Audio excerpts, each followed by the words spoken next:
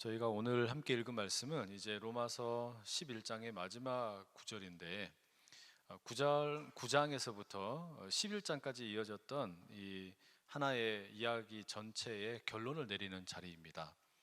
우리는 9장에서부터 11장까지의 이야기를 하나님께서 왜 예수님을 보내셨는데 이스라엘 사람들이 예수님을 영접하지 않았느냐, 왜 그들이 버림받은 것처럼 보이느냐, 이런 주제를 가지고 끙끙 씨름을 했죠. 그러면서 이스라엘의 구원과 또 이방인의 구원의 관계는 어떤 것이냐, 우리 이런 이야기를 함께 나눴습니다. 그러면서 그 이야기를 시작할 때 우리 이 바울을 통해 우리가 들었던 음성은 뭐였냐면, 하나님의 말씀이 그렇다고 여러분이 이해할 수 없다고 폐하여진 것은 아닙니다. 뭐 이런 음성을 우리가 함께 먼저 듣고 시작을 했거든요. 간략하게 요약을 하면, 하나님께서 이스라엘이 이렇게 이제 완악하게 구니까 예수님을 영접을 제대로 못하게 되었는데, 그 예수님을 보내신 이유가 뭐냐면 이스라엘을 버리셔서 이스라엘이 믿지 않도록 하려고 하시는 게 아니라 이방인들을 먼저 믿게 하시고 이방인들의 수가 충만하게 차고 난 다음에 그 다음에 이스라엘을 구원하려고 하신다. 이 하나님의 구원의 계획의 순서가 역전되었다라는 이야기를 우리가 함께 나누었죠. 그러면서 참 감람나무, 또 돌 감람나무 이런 비유도 든 적도 있었고, 또 달리기 경주를 비유로 들어서 이렇게 함께 살펴본 적도 있습니다. 그래서 이스라엘은 본래 참 감람나무의 가지인데 그 가지가 먼저 잠깐 떨어져 나오고, 그리고 돌 감람나무인 이방인의 가지가 거기에 접붙임이 되었다. 그리고 거기에서 이제 참 감람나무의 진액을 받아서 살게 되었다. 이런 이야기 함께 나눴잖아요. 그래, 이제 이런 이야기를 쭉 하고 난 다음에 말하자면 하나님의 이 어떤 구원의 계획에 대하여 말하자면 특별히 이스라엘 출신 그리스도인들이 가질 법한 오해, 또 아직 예수님을 믿지 못하는 이스라엘 사람들, 형제들, 자매들, 이런 사람들이 가지고 있는 오해, 이걸 풀어주는 게 지금 바울의 목적이란 말이에요. 그래서 그런 이야기를 쭉 한 다음에 이제 무엇으로 끝냅니까? 오늘 읽은 본문을 가만히 보시면 이건 찬송이에요. 찬양입니다. 찬양.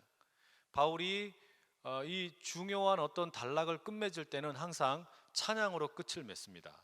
그래서 오늘 이 단락을 마칠 때도 그 찬양으로 마무리를 하는 겁니다. 자, 33절을 먼저 함께 같이 한번 읽어보실까요? 이렇게 기록되어 있죠. 시작. 깊도다 하나님의 지혜와 지식에 풍성하며 그의 판단은 헤아리지 못할 것이며 그의 길은 찾지 못할 것이로다. 이 가사를 이걸 가지고 뭐 노래로 만든 것도 있습니다. 우리 복음성가 중에 뭐 깊도다 하나님의 지혜와 뭐 하여튼 그런 거 있어요. 그렇게 그렇게 나가는 찬양도 있는데 뒷부분, 이 33절의 뒷부분은 조금 뒤에 다루고요. 먼저 33절 앞부분에 보시면 본문이 이렇게 되어 있죠. 깊도다 하나님의 지혜와 지식에 풍성하며, 이렇게 번역되어 있는데, 이 번역을 새 번역은 어떻게 옮겼냐면 이렇게 했습니다. 하나님의 부유하심은 어찌 그리 크십니까? 하나님의 지혜와 지식은 어찌 그리 깊고 깊으십니까? 이 번역은 이 로마서를 기록한 헬라어를 직역하기보다는 많이 의역을 한 번역이고요. 그 다음에 공동번역 개정판은 어떻게 번역해 놨냐면, 오 하느님의 풍요와 지혜와 지식은 심오합니다. 요거는 조금 더 그 문자에 가깝게 번역이 되어 있는 거예요. 그러니까 헬라어에 가깝게 번역이 되어 있습니다. 그래서 만약에 저보고 이 구절 앞부분을 번역하라 그러면 이렇게, 저 같으면 이렇게 번역할 것 같아요. 저는 이렇게 번역했어요. 오 깊도다 하나님의 풍요로움과 지혜와 지식이여. 그러니까 이게 우리 개역개정 성경 번역과 조금 차이가 있는 건 뭐냐면, 개역개정은 깊도다 하나님의 지혜와 지식에 풍성하며 이렇게 해놨거든요. 근데 이 헬라어를 가만히 보면은 깊도다라는 것이 지금 말하고 싶은 거 핵심이거든요. 근데 깊은 것이 뭐냐? 세 가지가 있어요. 뭐가 깊은 거냐면, 첫 번째가 하나님의 지혜가 참 깊구나. 그 다음에가 하나님의 지식이 참 깊구나. 그 다음에 세 번째가 뭐냐면 하나님의 풍성하심이라는 것이 정말 깊구나. 이렇게 세 가지에 대하여 깊도다라고 말하는 겁니다. 그러니까 깊다, 그러니까 그 깊이를 헤아릴 수가 없구나, 이런 뜻이에요. 하나님의 그 깊이를 헤아릴 수가 없는데 그게 뭐예요? 첫 번째가 하나님의 지혜, 두 번째가 하나님의 지식, 세 번째가 하나님의 풍성하심.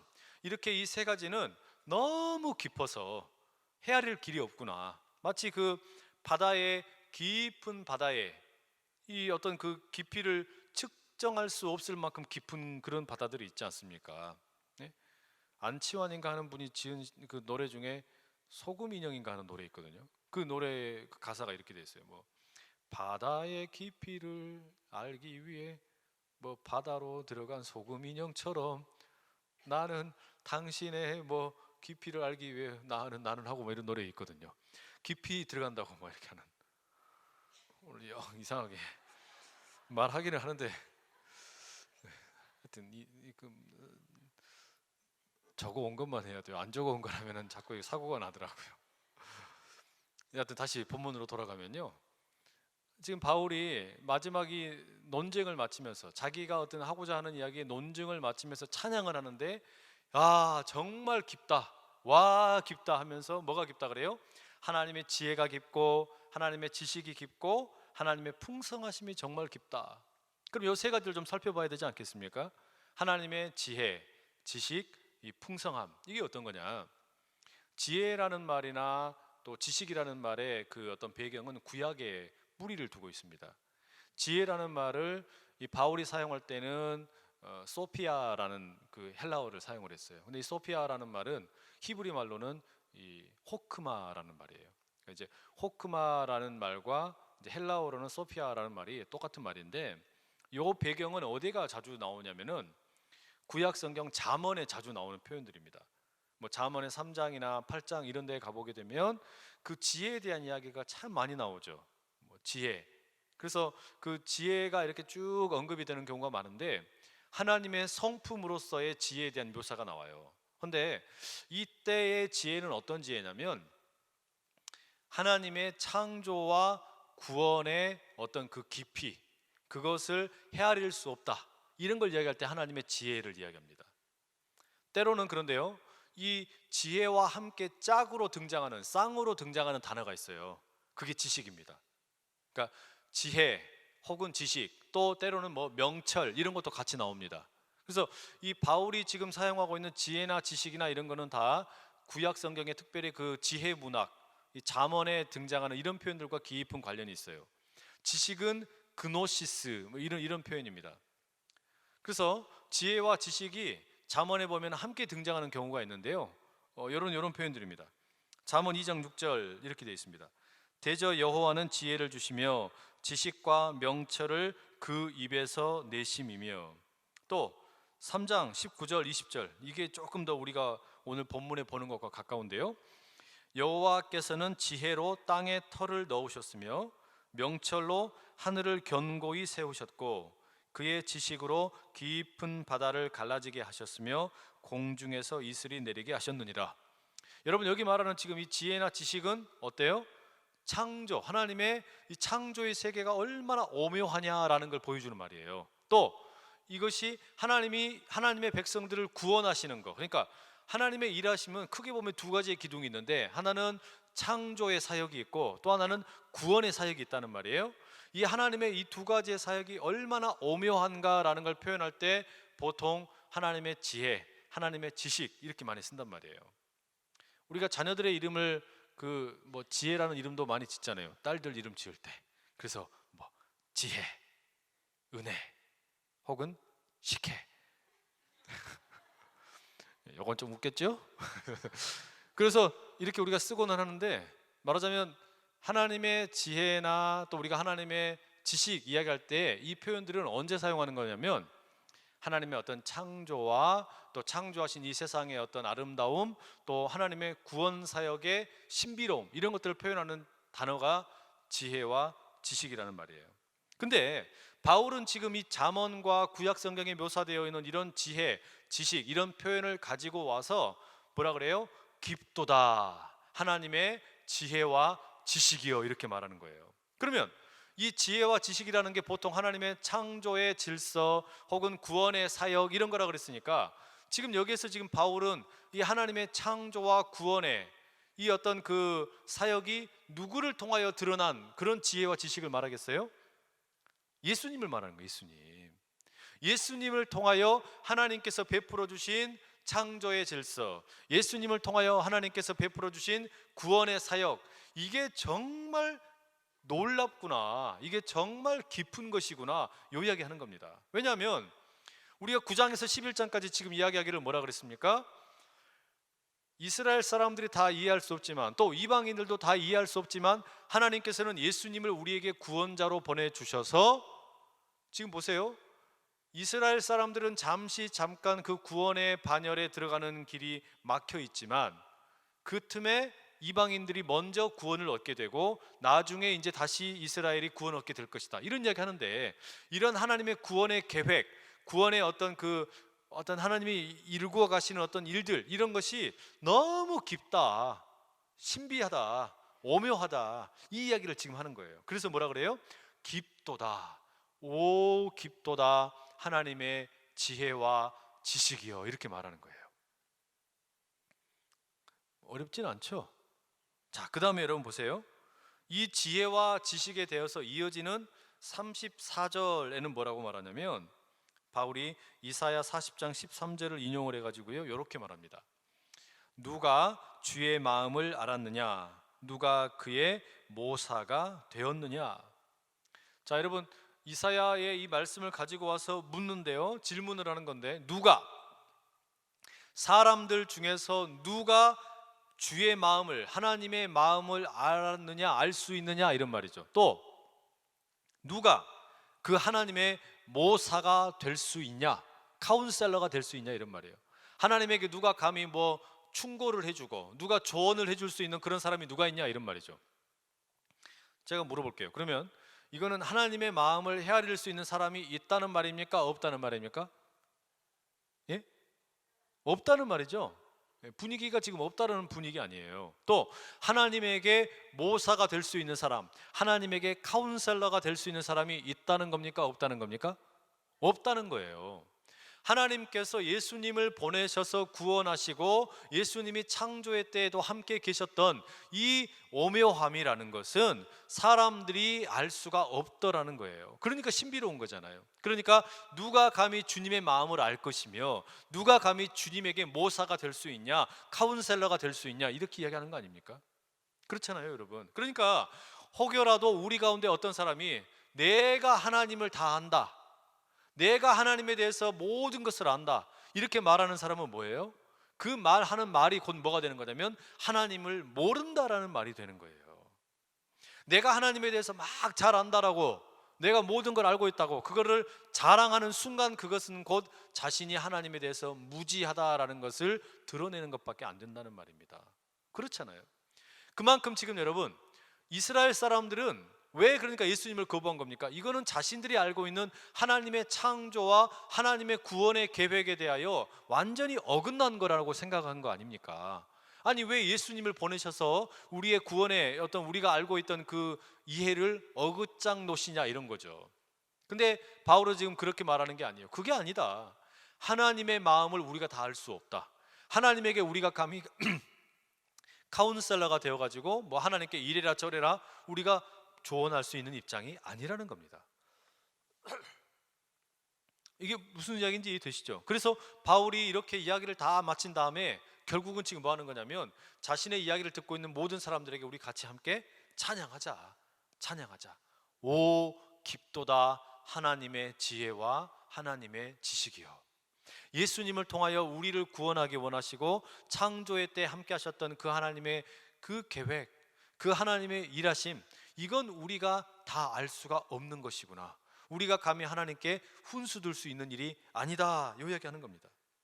그리고 이어지는 이제 35절에 보게 되면 이런 표현이 나오죠. 자, 35절, 누가 주께 먼저 드려서 갚으심을 받겠느냐, 이런 표현이 나옵니다. 그렇죠? 이제 이거는 무엇과 지금 이제 대칭이 되는 표현이냐면, 누가 주께 먼저 드려서 갚으심을 받겠느냐, 이거는 앞서 우리가 읽었던 33절에 세 가지의 기품이 나온다 그랬죠. 깊은 게 세 가지 말한다고. 깊도다, 하나님의 지혜가 깊고, 하나님의 지식이 깊고, 그 다음에 뭐가 깊어요? 풍성하심. 하나님의 이 풍성하심, 풍요로우심이 참 깊다. 하나님이 째째한 분이 아니다. 하나님 정말 풍요로우신 분이구나. 하나님은 정말 큰 분이구나. 이런 이야기를 하면서 거기에 대하여 이제 대응을 이루는 표현이 35절이에요. 뭐라 그럽니까? 누가 주께 먼저 드려서 갚으심을 받겠느냐. 이 표현은 욥기 41장 11절을 바울이 인용을 한 겁니다. 본래 욥기 41장 11절에 이렇게 기록이 되어 있었어요. 누가 먼저 내게 주고 나로 하여금 갚게 하겠느냐. 온 천하에 있는 것이 다 내 것이니라. 이거 하나님 말씀이죠. 하나님께서 욥에게 직접 나타나셔가지고 이제 말씀을 들려주십니다. 그러면서 뭐라 그러세요? 누가 먼저 내게, 하나님에게, 누가 먼저 하나님에게 주고 나로 하여금 갚게 하겠느냐. 그럴 수 있다는 거예요, 없다는 거예요? 없다는 이야기 아니에요. 누가 감히 하나님에게 먼저 뭔가 빌려주고 꾸어주고 나중에 돌려받을 수 있는 그런 사람이 누가 있냐라는 거예요. 이게 무슨 이야기냐면요, 하나님이 엄청나게 부자인데, 하나님은 풍성하게 엄청나게 많이 가지고 계신데, 우리가 하나님한테 뭐 이렇게 조금 보태줘가지고 하나님 나중에 돌려주세요, 이렇게 할 만한 사람이 누가 있냐는 거예요. 예를 들면 여러분, 우리 그 세계의 제일 부자가 누굽니까? 제일 부자, 제일 돈 많은 사람이 누구예요? 모르겠습니다. 뭐 빌 게이츠가 아마 돈이 많다고 하는 것 같아요. 그런 사람들은 자기가 돈이 얼마가 있는지도 사실 모르잖아요. 통장에 동그라미가 몇 개 있는지도 아마 잘 모를 거예요. 그 액수가 어마어마하니까. 그러죠? 근데 그런 사람에게 제가 가가지고, 아우 게이츠 씨 요즘에 어떻게 잘 지내십니까? 자, 제가 100만 원 드릴게요, 좀 쓰세요, 이렇게 하면 어떻게 되는 거예요? 빌 게이츠가 콧방귀 끼는 거죠. 아니, 니나 묻고 잘 살아라, 뭐 한다고 나한테 이걸 주냐, 이럴 거 아니겠어요. 물론 100만 원 주면 고맙죠.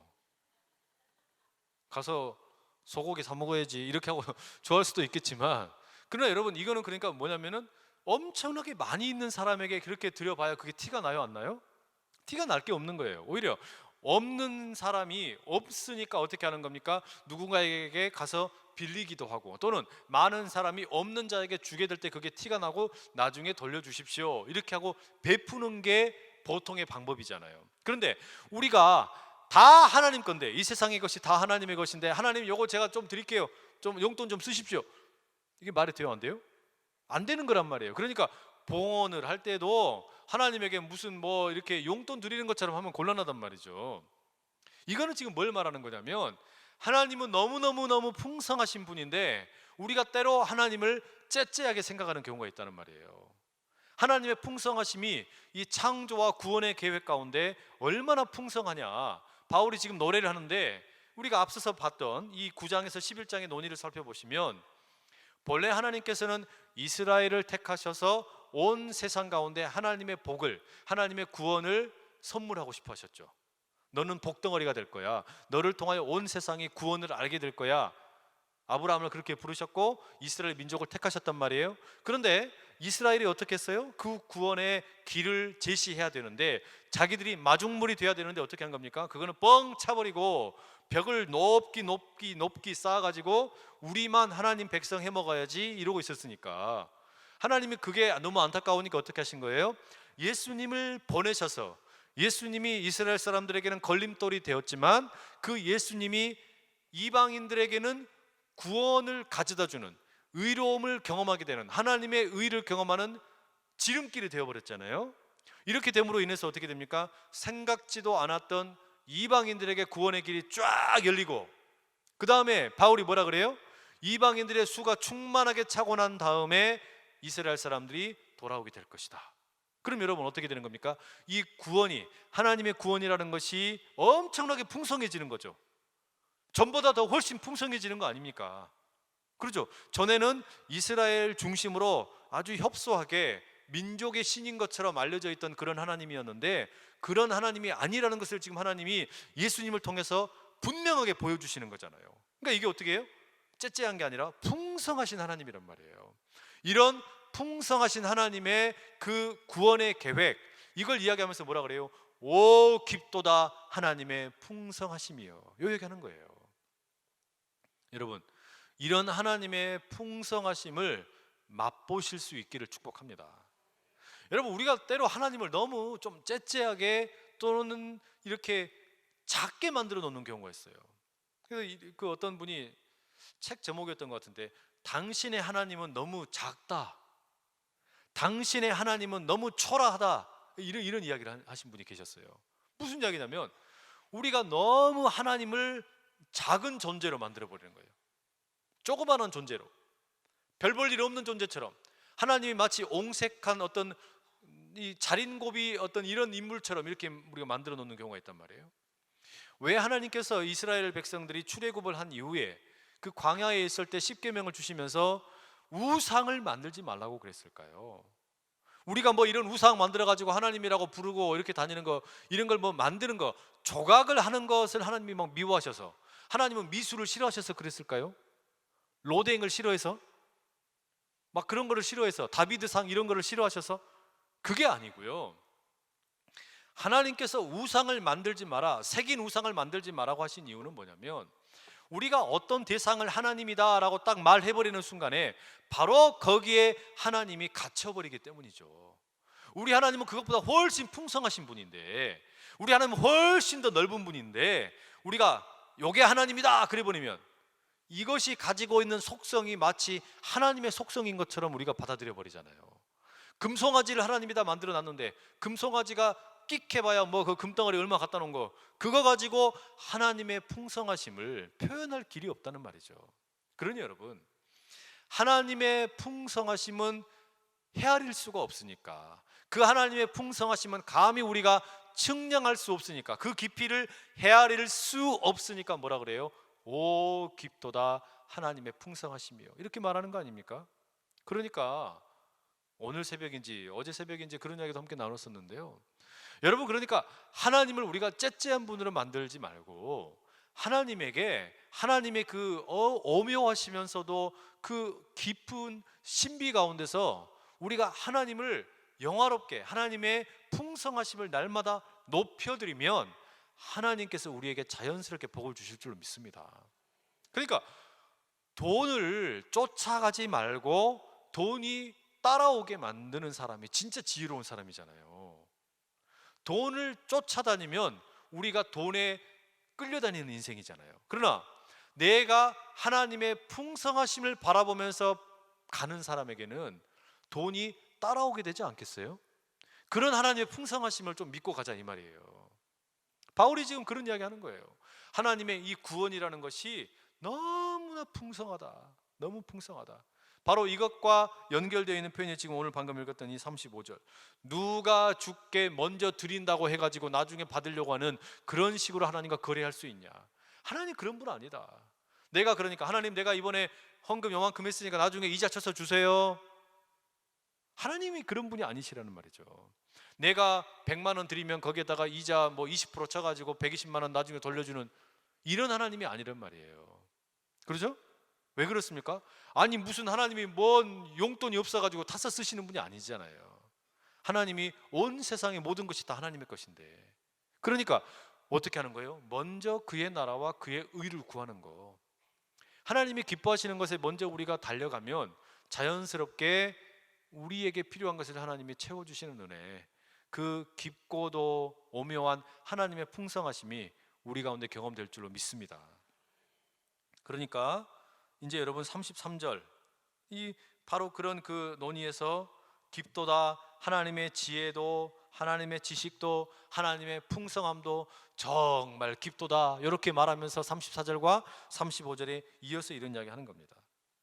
자, 바울이 하나님의 이 창조와 구원의 계획, 예수 그리스도 통하여, 예수 그리스도 안에 계시된, 예수 그리스도 안에 나타난 하나님의 이 창조의 질서, 그리고 구원의 계획의 이 신비를 이야기하면서 9장 6절에 그렇게 이야기했었거든요. 이 이야기를 풀어갈 때, 그러나 하나님의 말씀이 패하여진 것 같지 않도다. 하나님의 말씀하심, 그러니까 하나님께서 이스라엘을 택하셨는데, 지금 보니까 이스라엘이 예수님 믿지 않으니까, 예수님을 믿지 않는 이스라엘을 보니까 그러면 하나님의 약속은 혹시 버려진 건가? 실패한 건가? 하나님은 이스라엘을 이제는 그냥 던져버렸으니까 나도 그러면 언젠가 잘못하면 버림받을 수 있는 건가? 이런 의문점이 생겼잖아요. 근데 그게 아니라는 거예요. 하나님의 말씀은 폐하여진 것 같지 않도다. 하나님의 그 어떤 말씀하심이, 하나님의 약속하심이 사라지거나 무효가 되거나 실패한 것이 아니라 오히려 그것은 우리가 이해하지 못하는 차원의 하나님의 계획들이 펼쳐지고 있을 뿐이다. 그 이야기하는 거예요. 실패한 것이 아니고, 하나님께서 실패하신 것이 아니고, 하나님의 말씀하신 것이 실패한 것이 아니고, 뭐가 실패한 거예요? 내 인식이 실패한 거죠. 내가 하나님의 구원의 계획, 창조의 질서를 이해하지 못한 거지, 하나님의 말씀이, 하나님의 계획이 실패한 게 아니라는 말입니다. 여러분, 이것을 우리가 믿을 수 있기를 축복합니다. 그래서 여러분, 33절 말씀 다시 한번 읽어볼게요. 33절 말씀 시작. 깊도다. 하나님의 지혜와 지식의 풍성하며 그의 판단은 헤아리지 못할 것이며 그의 길은 찾지 못할 것이로다.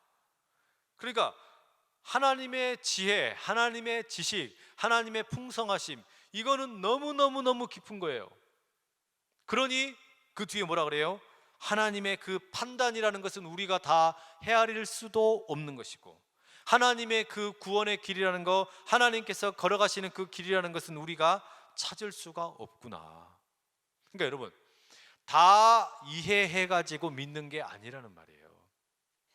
내가 다 이해를 해가지고 하나님에 대하여 모든 것이 다 이해되어서 믿는 게 아니라 때로는 이해되지 않아서 믿는 겁니다. 초대교부 가운데 그런 이야기를 하신 분이 계셨어요. 나는 이해되지 않아서 믿습니다. 나는 다 이해할 수 없어서 믿습니다. 여러분, 우리 신앙이라는 것이 신비로운 거 아닙니까? 우리 신앙이라는 것 자체가 신비로운 것이기 때문에 다 이해하고 믿는 것이 아니라 내 인식의 한계를 뛰어넘어 일하고 계시는 하나님, 그분을 신뢰함으로 나아가는 것이 우리의 신앙인 줄로 믿습니다. 그 속에 우리 신앙의 신비가 들어있는 거예요. 그러니 여러분, 우리가 이 사순절을 보내면서 바로 그 하나님의 신비를 다시 경험하는 겁니다.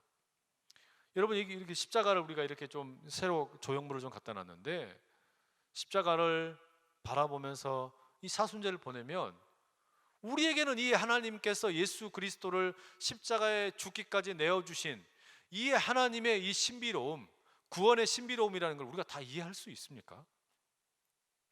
이거를요, 패션 오브 크라이스트 영화를 수십 번, 수백 번을 본다고 그게 이해가 됩니까? 그 이해될 일이 아니잖아요. 아니, 어떻게 하나님께서는 아들을 우리를 위하여 보내셔서 죽기까지 내버려 두십니까? 이 말이 안 되는 거잖아요. 십자가를 통하여 우리에게 보여주신 이 은혜라는 것은, 그러니까 우리 머리로 헤아려질 수 있는 그런 어떤 대상이 아니잖아요. 십자가는 우리를 하나님의 신비로 초청하는 사건입니다. 십자가를 대하면 우리는 거기에서 하나님의 우리를 향한 사랑을 깊이 만나는 거잖아요. 하나님이 나를 이렇게 사랑하셔? 난 이해가 도저히 되지가 않는데, 그런데 이 십자가 속에 하나님의 사랑의 깊이가 묻어 있는 거잖아요. 그 하나님의 보내신 자 예수 그리스도, 예수님이 십자가에 달려 죽으실 때 하나님은 무슨 냉혈한 하나님이셔가지고 이 아들이 죽음으로 세상 사람들의 죄가 다 용서되었다, 이거를 기계적으로 판단하는 어떤 판사처럼, 법정에 앉아있는 판사처럼 그냥 이렇게 팔짱 끼고 앉아 계셨을까요? 그러실 수가 없잖아요. 아들을 십자가에 달려 죽도록 내버려 두고 계실 때 하나님은 어디 계셨을까요? 그 아들이 십자가에 달려 돌아가시고 있을 때 피 흘리며 숨을 거두기까지, 죽기까지 그렇게 십자가에 순종을 하셨을 때 그 아버지 하나님은 어떻게 계셨겠어요? 그 하나님과 예수님, 아버지와 아들 사이에 그 어떤 친밀함, 그 사귐, 그 교통, 삼위일체 하나님이 이 십자가 속에서 성부 하나님과 성자 예수님과 성령님께서 함께 이 십자가 가운데서 서로 간에 내주하시면서 서로 간에 교통하시면서 함께 어울려 이 구원의 사역을 이루어 가시는 이 신비로움을 우리에게 보여주시는 겁니다. 이 하나님의 사랑을 우리에게 보여주시고 뭐라고 말씀하시는 거예요? 이 사랑의 자리로 우리를 초청을 하시는 거예요. 이게 우리에게 있는 사랑이 아니라는 말이죠. 이게 우리에게 있는 사랑이 아닌데 이 길로 우리를 초청하셔서 이 신비에 거하라고 말씀하시는 겁니다. 바로 거기에 우리가 이 십자가의 능력을 경험하는 거 아닙니까? 그래서 바울이 다른 서신이지만 고린도전서 1장 18절 이렇게 말합니다. 십자가의 도가 멸망하는 자들에게는 미련한 것이요 구원을 얻는 우리에게는 하나님의 능력이라. 십자가의 길이라는 것이 멸망하는 자들이 보기에는 이것을 이해하려고 하는 사람들, 그런 사람들에게는 이것은 그냥 미련한 것이고 답답한 것이고 말도 되지 않는 것이지만 구원을 얻는 우리에게는요 하나님의 능력입니다. 어떤 능력입니까? 사랑의 능력이에요. 하나님과 예수님과 성령님이 거기 그 십자가 가운데서 함께 거하시며 나누시는 그 깊은 사랑, 그 사랑으로 우리를 초청하신단 말이죠. 오늘도 그 사랑에 온전히 녹아들 수 있는 이 귀한 밤 되시기를 축복합니다. 마지막, 오늘 본문 마지막 36절 이렇게 기록되어 있어요. 이는 만물이 주에게서 나오고 주로 말미암고 주에게로 돌아갑니다. 그에게 영광이 세세에 있을지어다. 아멘. 바울의 마지막 고백이 이겁니다. 이스라엘의 구원이 더디어지는 것에 대하여 설명을 하면서 이스라엘과 이방인의 그 구원의 관계에 대하여 이해를 시키려고 하면서 마지막 내리는 이야기는 뭐냐? 이것은 만물이, 이 세상의 모든 만물은 우리 주님으로부터 나왔고 그리고 주님으로 말미암고, 달리 말하면 주님으로 인하여 지금 살아가고 있는 것이고 그리고 마지막에는 주님에게로 돌아가게 될 것이다. 무슨 이야기예요? 우리 인생의 알파와 오메가가 우리 주님이신 줄로 믿습니다. 내가 이 땅에 오게 된 것, 그리고 이 땅에서 거하며 살아가고 있는 것, 내가 내 능력으로 살아가고 있는 것처럼 보이지만 내가 숨이 끊어져서 이제 다시 생을 마감하게 되기까지, 이 땅에 태어나서 생을 마감하게 되기까지 내 인생의 모든 것은 주님으로 인하여 지탱되고 있다라는 고백 아닙니까? 이 고백을 하니까 결국 뭐라 그래요? 그러니 그에게 영광이 세세에 있을지어다. 우리 하나님에게 모든 영광이 하나님께 있을지어다. 이 영광이라는 말은요, 영광이라는 것은 무게가 있다라는 말입니다. 무게, 카보드 이런 말을 썼어요. 이 무게가 있다는 말, 헬라 말로는 독사라고 그랬어요. 막 무는 독사 말고요. 근데 이 영광이라는 말은 쉽게 얘기하면 이런 겁니다. 크레딧을 돌려드리는 거예요. 여러분 우리가 어디 은행에 가가지고 돈을 좀 빌리려고 그러면 뭐라 그래요? 신용을 조사하죠. 그거를 이제 영어권에서는 뭐라 그러면 당신 크레딧이 얼마나 있습니까? 이렇게 묻거든요. 당신의 그러니까 신용이 얼마나 됩니까? 이런 걸 표현하는 말이에요. 근데 하나님에게 영광이 세세토록 있을지어다. 이 영광을 하나님께 돌려드린다는 말은 무슨 말이냐면요, 하나님에게 크레딧을 올려드린다는 말이에요. 하나님에게 이 신용을 다 맡겨드린다는 거예요. 하나님이 뭐 한다는 말이에요? 신뢰할 만한 분이다 이런 말이에요. 하나님에게 내가 무슨 대출을 하나 받으려고 그러면은 은행에 가가지고 내 크레딧을 조사한단 말이에요. 내 신용이 어느 정도 된지를 조사해요. 그러면 그 신용 등급에 따라서 신용이 건강하면, 좋으면 좋은 이자 조건으로 우리가 좀 조건을 받게 금액을 이렇게 대출 받을 수 있잖아요. 그 크레딧이 좋아야 되는데 하나님께 내가 세세토록 영광을 올려드립니다. 이 이야기는 하나님에게 마땅히 가야 할 영광, 하나님에게 크레딧을 다 드리니 그 하나님이 가장 신뢰할 만한 분이다 이 말이죠. 그런 우리의 인생 될 수 있기를 간절히 축복합니다. 결론은 이거예요. 하나님의 이 구원의 계획, 창조의 질서를 세우심, 이거 우리가 다 이해할 수 없지만 그러나 그 하나님 붙들고 살겠다라는 겁니다. 이 찬송의 초청으로 여러분 함께 하실 수 있기를 간절히 축복합니다. 이 말씀 준비하는데요, 제가 찬송가 310장이 막 생각이 많이 나더라고요. 찬송가 310장.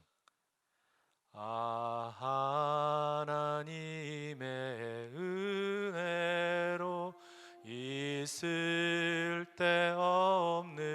자 왜 구속하여 주는지 난 알 수 없도다.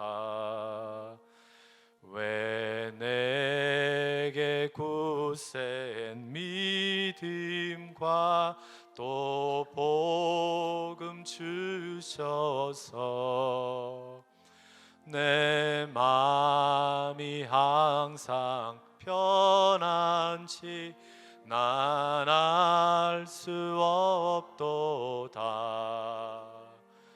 왜 내게 성령 주셔서 내 마음 감동해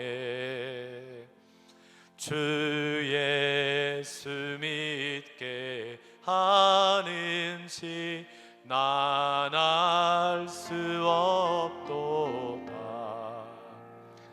주 언제 강림하실지 혹 밤에 혹 낮에 또 주님 만날 그곳도 난 알 수 없도다. 내가 믿고 또 의지함은 내 모든 형편 아시는 주님 늘 보호해 주실 것을 나는 확실히 아네. 여러분이 찬송 속에 오늘 하고 싶은 설교가 다 들어있어요. 하나님의 은혜로 이 쓸데없는 자 왜 구속하여 주는지 나는 모르겠습니다. 하나님의 그 구원, 하나님의 그 구원의 계획 속에 내가 포함되어 있다는 사실 나는 모르겠어요. 그러나 내가 믿고 또 의지하는 것이 하나 있다면 내 모든 형편을 아시는 주님께서 늘 보호해 주시고 나와 함께 하신다는 거, 나는 그것만큼은 확실히 압니다. 이 믿음 가지고 승리하시는 저와 여러분 다 되실 수 있기를 간절히 축복합니다. 기도하겠습니다. 사랑하는 아버지 하나님, 오늘은 바울이 로마서의 11장 말씀을 마치며 이스라엘을 향하여 가지고 계셨던 하나님의 구원의 계획이 잠깐 변경이 되어 이방인들을 향하여 먼저 문이 열리고 이방인들의 충만한 수가 차고 난 이후에 다시 이스라엘이 구원받게 될 그 구원의 계획을 힘주어 주장하고 이제 마지막으로 하나님께 영원토록 세세토록 영광을 하나님께만 돌립니다 고백하는 아름다운 찬송의 메시지를 함께 나누었습니다. 하나님의 그 지혜와 지식과 풍성하심이 얼마나 깊고도 또 깊은지요. 날마다 그 하나님의 창조와 구원의 계획에 감격하며 살아가는 우리가 다 되게 하여 주셔서 때로 다 이해되지 않을지라도 내가 한 가지 강하게 분명하게 붙들 수 있는 것은 오늘 나를 사랑하시고 지키시는 그 주님임을 기억하며 감사하는 이 밤 되게 하여 주시옵소서. 십자가를 대면하고 그 속에서 계시된 우리 하나님의 사랑을 넉넉하게 만나는 복된 이 밤 되게 하여 주시옵소서. 예수님의 이름으로 기도합니다. 아멘.